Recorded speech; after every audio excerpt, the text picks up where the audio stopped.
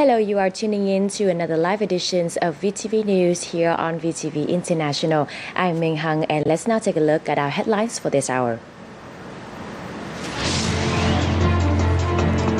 Vietnamese and Chinese party leaders acknowledge progress made in their relations over the last 65 years during a recent phone conference. Vietnam makes effort to improve competitiveness through institutional reforms. And more mountainous communes connected to national electricity grid ahead of the Tet holidays.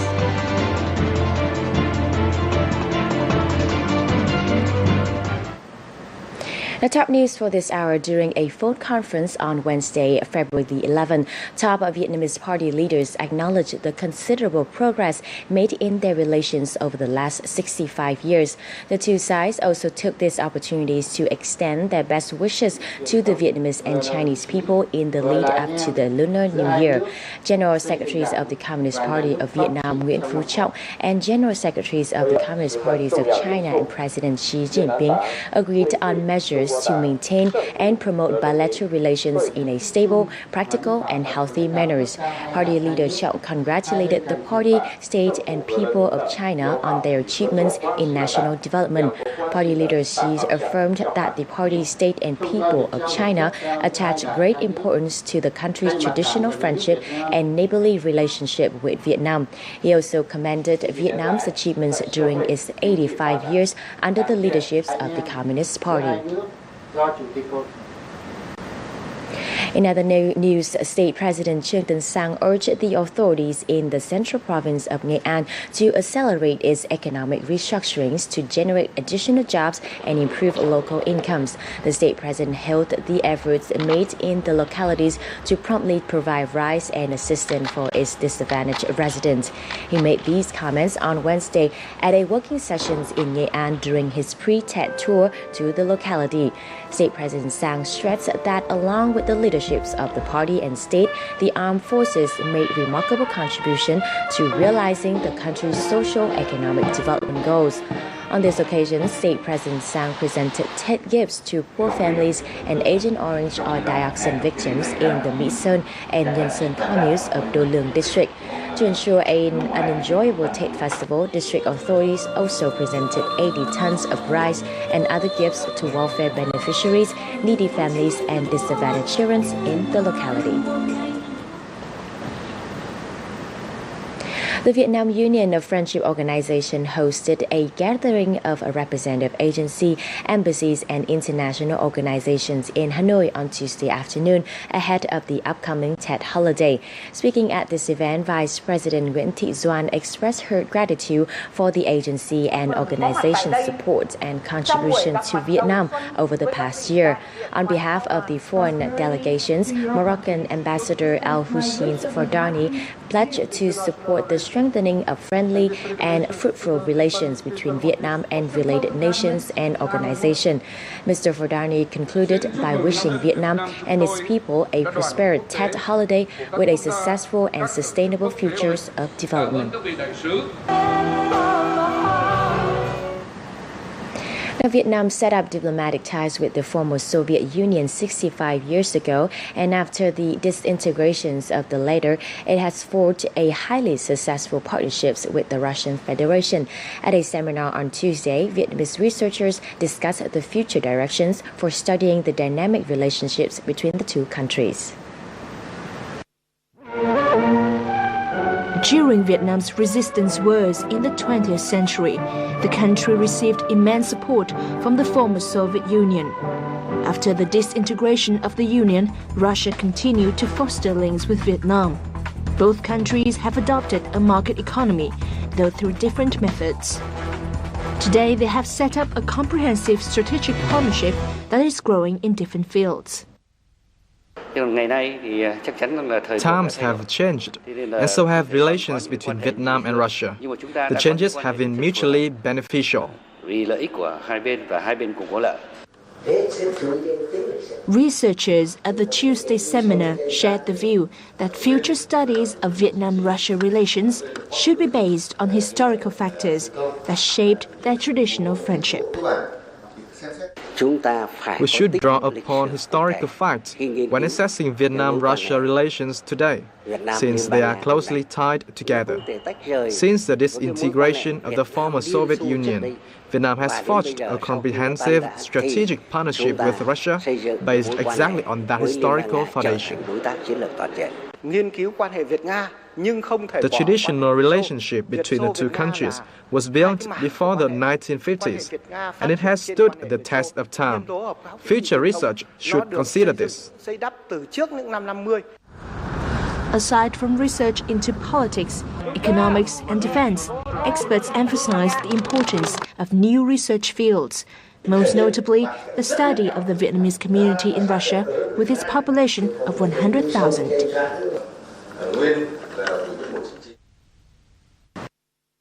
Institutional reforms may be the key to bringing about fair competitions in business and restricting monopolies. Such reforms should be adopted by Vietnam to ensure a healthy economy, as in 2014, monopolies and the dominance of foreign investors in certain sectors was still a problem. This was suggested yesterday at a seminar in Hanoi, co-organized by the Central Institute for Economic Management and the Australian embassies here in Vietnam. Dai Chang reports.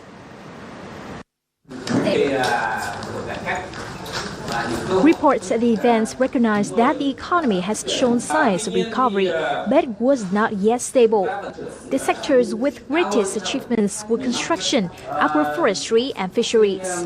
However, despite much good news, the country's GDP growth is still lower than other countries in the region. Delegates also suggested 7 general and 34 specific policies to deal with issues likely to arise in 2015 and 2016. Of these suggestions, the general consensus is that institutional reforms are the main priority. To that end, Vietnam has already made some progress in this direction with the issuing of new laws and amending some existing ones. To promote institutional reforms, we are introducing both new and amended laws, including the law on the organization of government, the bill on organizing local authorities, and the law on the promulgation of legal documents. These laws will create a solid foundation for the market economy. Also, other measures include a greater effort in anti-smuggling, curbing the trade of counterfeit goods, and restrictions on monopolies. In past years, the process of improving the country's competitiveness has benefited from the support from other countries' governments. One such body that has been instrumental in these efforts is the Australian Embassy in Vietnam. The two sides have launched a joint project which focuses on restructuring towards raise competitiveness through technical assistance. We've supported those reforms to the enterprise law, to the investment law, and also in the future we're looking at measures, I guess, that will hope to level the playing field, I guess, between the private sector and state-owned enterprises. But we've also been doing some more specific work. It's improving productivity for rice producers and other agricultural producers here in Vietnam, and that's been through a range of different projects. Bringing about more institutional reforms should herald many positive changes for Vietnam, among them the stabilization of the macroeconomy and greater global integration. In addition, sustained efforts must be made to improve competition and prevent monopolies from dominating the market in Vietnam. Also in the economic news, the Department of Foreign Investment under the Ministries of Planning and Investment has reported that Vietnamese enterprises have invested in 1,000 projects overseas worth nearly $20 billion by the end of last year. Last year, the ministries approved 109 projects in 20 nations and territories. Cambodia was the main focus of these investments, with 23 projects, followed by Myanmar, Laos, the US, and Singapore. Many more new brands will join Vietnamese retail markets in 2015. This is according to the recent report announced on Tuesday by the CBRE Vietnam, a commercials and real estate services firm. Accordingly, Ho Chi Minh City alone is having at least 5 new projects. The retail supplied in both biggest markets, namely Hanoi and Ho Chi Minh City, will continue to see fast growth this year. CBRE also predicted that the retail space in Hanoi will occupy an area of about 900 million square meters. Meanwhile, the figure in Ho Chi Minh City is about 600 million square meters. The two cities' competitiveness were considered comparable to other regional neighborhood countries in terms of the numbers of projects and retail space.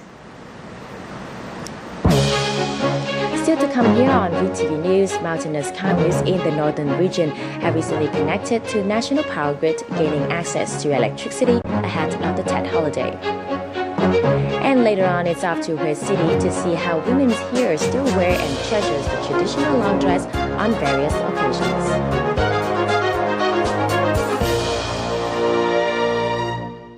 Exotic Vietnam is an intriguing blend of many charms. This land is where all manner of stunning landscapes await like a visual feast, rivaled only by the beauty of its people and their abundantly rich tradition and culture. Here is where you can relive the past in richest color or live it up in the bright lights of the big city. With so much more to offer, Vietnam is simply unforgettable. You are now back with VTV News live from Hanoi. Several communes in the northern mountainous regions have recently been connected to the national electricity grid. In fact, 99% of the communes in Vietnam, even those in the most remote areas, now have access to electricity.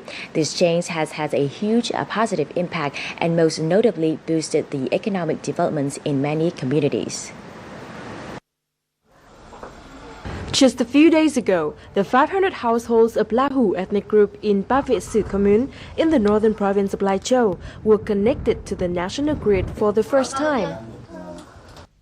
Now, with the power line, I can watch TV, use the rice cooker, the refrigerator, and I can use the fan in the summertime. With rice cooker, cooking is much easier and cleaner. As of the end of 2014, $93.7 million had been invested in developing the electricity network across the 27 northern provinces. A huge part of this work involved installing over 10,000 kilometers of electric wires. For this year's Tet holiday, more than 20,000 households in remote areas can now use electricity. Notably, 5 communes on islands in Vân Đồn district are now also connected to the national grid. With new transformer stations and wiring systems being installed, many rural areas where electricity was already available now have a more stable power supply. The Vietnam Electricity Group EVN predict that in 2015, the country's demand for electricity will increase by more than 10% on last year. EVN added that the current national grid is still capable of meeting the country's demand. 4 năm gần đây thì chúng tôi đã thực hiện. Over the last 4 years, we have upgraded the power line systems in 4,000 communes with a total investment of $140 million. As of late 2014, more than 98% of households in the country have power supply.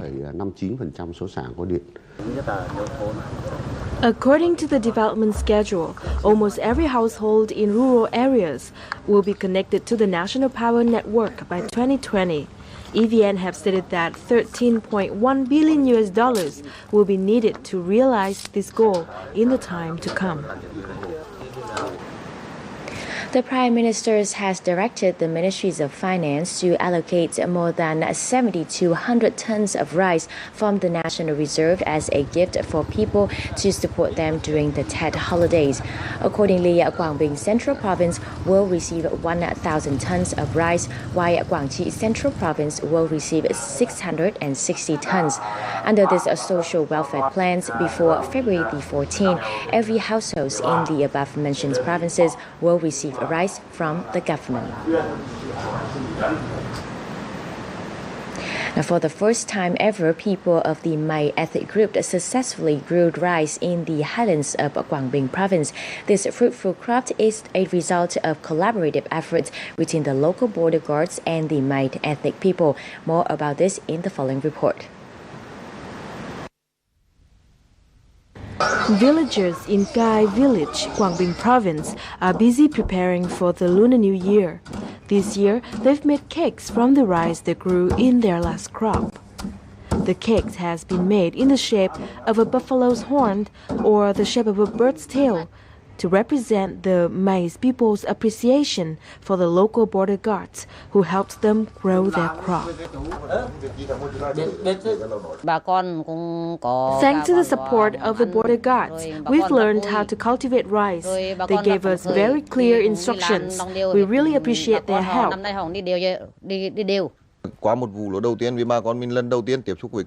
We instructed the local people here on how to cultivate their last rice crop.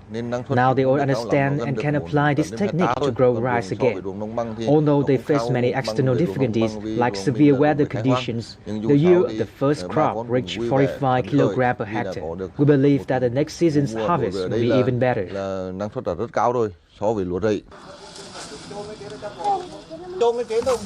There are 340 households of the Mai ethnic group in Gai village. The living standard here is low. To support Mai ethnic people, local authorities assigned the border guards to help them grow rice. Another spring has come to Trường Sơn Mountain. This year, there is one major difference in this area. However, it is the green color of young rice that symbolizes the successful collaboration between the Vietnamese border guards and the local ethnic people. Now, the Lunar New Year to Tet is an occasion to gather and celebrate with families, but many orphans around the country do not have this simple privilege. Hoping to support these underprivileged children, many organizations nationwide have organized activities to make Tet that much more enjoyable. The following report takes place in central Thừa Thiên Huế province. The children at Anti-Child Support Center welcome some special guests today. Local police officers who are here to help them prepare for the festivities. The children, some for the first time, learn to make traditional sticky rice cakes and dry fruits as well. I didn't know how to make a traditional sticky rice cake before, but now after the police officers showed me, I can enjoy the sticky rice cakes that I make myself. We made sticky rice cakes and dried fruit together, and I can already feel the Tết atmosphere. I'm happy that I can share that holiday with my brothers and sisters here.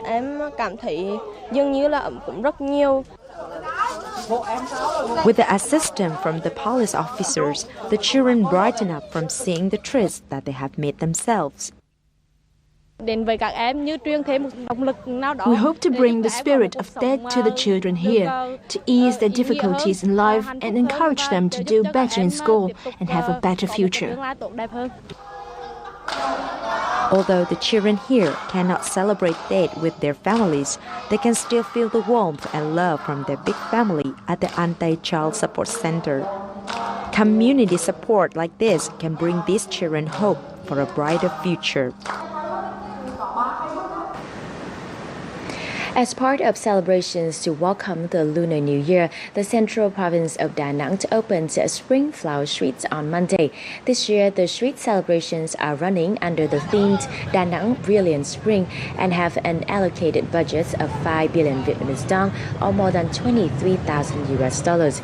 It promises to be a great destination for local residents and visitors alike during the upcoming Tet holiday, as it boasts about 20,000 pots of colorful flowers, including daisies, sunflowers, roses, and marigolds. Spring Flower Street has become a huge part of Vietnam's cultural identity and so has taken on a special significance for locals over in Da Nang City. The Lunar New Year is now just a week away, which explains the increasing demand for incense. Let's visit the traditional craft communes of Quảng Phú Cầu to find out more about how incense is made. Located 35 kilometers from the center of Hanoi, Guangfu Commune has a 100-year tradition of making incense. There are nearly 200 incense production facilities, and at least one person from each of the 3,500 families that live here is involved in the industry. We have been preparing materials since the beginning of the year. Guangfu Commune uses some 200 tons of materials from other provinces every day. These are used to produce some 70 tons of incense. The incense is sold domestically and also exported to other nations such as India and Malaysia, creating jobs for many people in the commune. Each worker makes about $200 each month.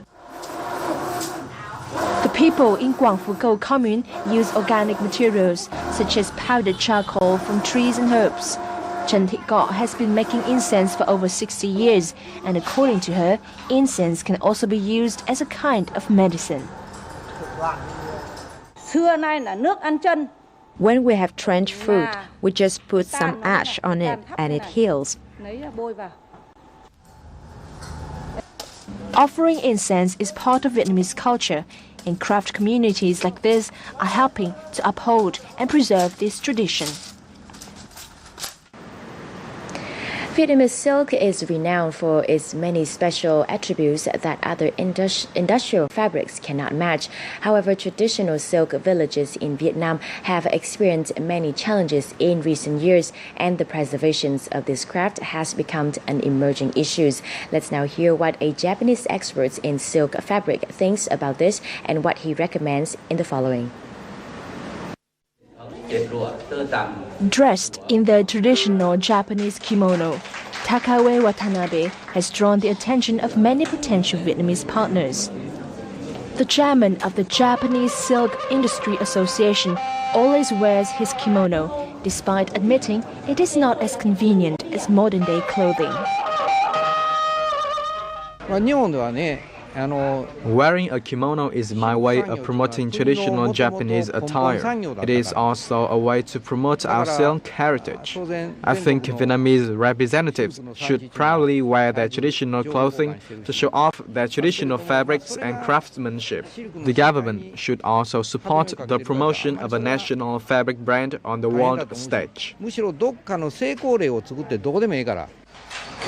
The increased competition from other fabrics and foreign silk has posed many difficulties for the Vietnamese silk industry. With his experience in dealing with this competition, Watanabe shares his point of view on marketing direction. If you only take into account practicality, traditional handcrafted fabrics will easily lose out to other commercial ones. Instead of standard marketing, we should focus on the cultural values behind the fabric, such as craftsmanship, history, and patriotism. The intricate process in which the fabric is made and the extensive care that skilled Vietnamese tailors take to make beautifully crafted clothing are what makes Vietnamese silk special. A recent study revealed that before 1975, the áo dài, or Vietnamese traditional dress, was a must-have outfit for the women in central Hue City. Such outfits were to be worn carefully, as each and every single move of a woman has to be soft, elegant, and very feminine. The following report shows you how women in the old imperial capitals of Hue now still treasures the traditional dress. In the family of Lê Thị Dinh, it is a tradition to wear áo dài during the Tết holidays. She has got up early and is wearing her new áo dài. Her children then helped her put her headgear on to complete the outfit. Like many other women in Hue, Dinh has been wearing áo dài every day since she was 16 years old. That's why all of her children always put on this dress when they come to visit her. Before, it was compulsory for women to wear áo dài. Shirts were prohibited, even at home. We said that the most beautiful áo dài for special occasions like Tết. Wearing the traditional dress and do daily tasks is not comfortable.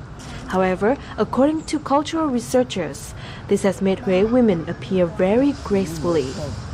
Gradually, it formed a unique elegance of the women here. The tailor Tôn Thất Thẩm has made Huế traditional áo dài for many years. People here still prefer the classical style of áo dài. It usually has simple patterns and reaches down to the heel to highlight the femininity and gracefulness of a woman. I don't get many orders for modern style áo dài. Last year, an exhibition showcasing old Huế áo dài was opened in Hanoi.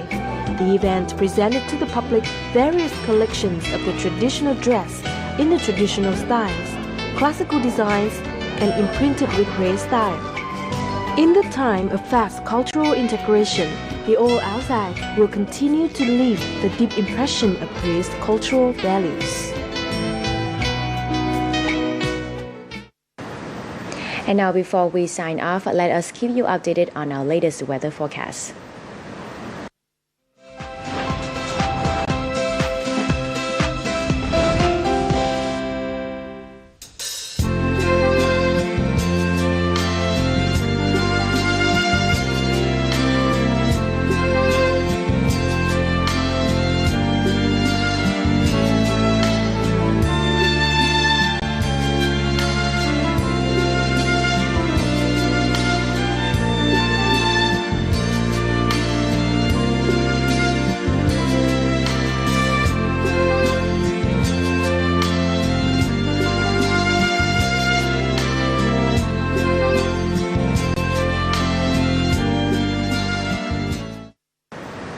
And that does it for this live editions of VTV News. Remember, all our videos are online at vtv4.vn or youtube.com/vtv4go. Thank you very much for tuning in, and I will see you back here at 3 p.m. local time for more updated news.